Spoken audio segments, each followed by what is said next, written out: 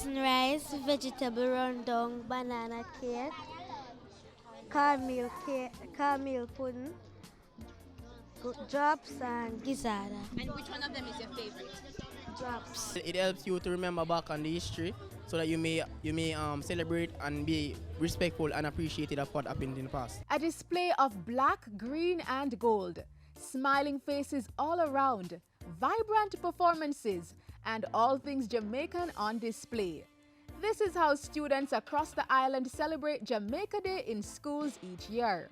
As a country, we are continuing to move in the right direction in ensuring that our culture, through Jamaica Day, remains one of the flagships of the Ministry of Education and by extension the rest of the country. Jamaica Day is part of the Culture in Education program, which is run by the Ministry of Education. It dates its first observance in schools to the year 2001. The aim?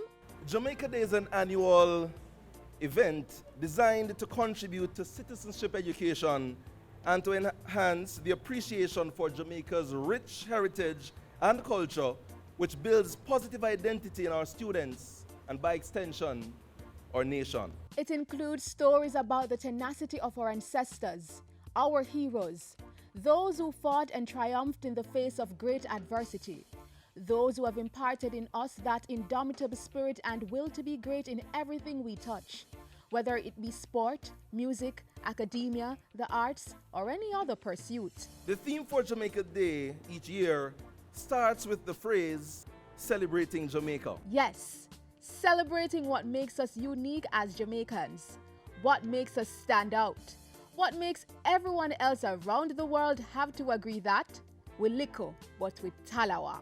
We are reinforcing the fact that Jamaica is more than just a one-day public showing.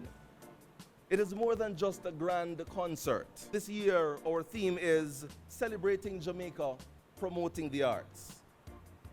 When we hear of the arts, we think of dance, drama, music, drawing, painting, the visual and performing arts.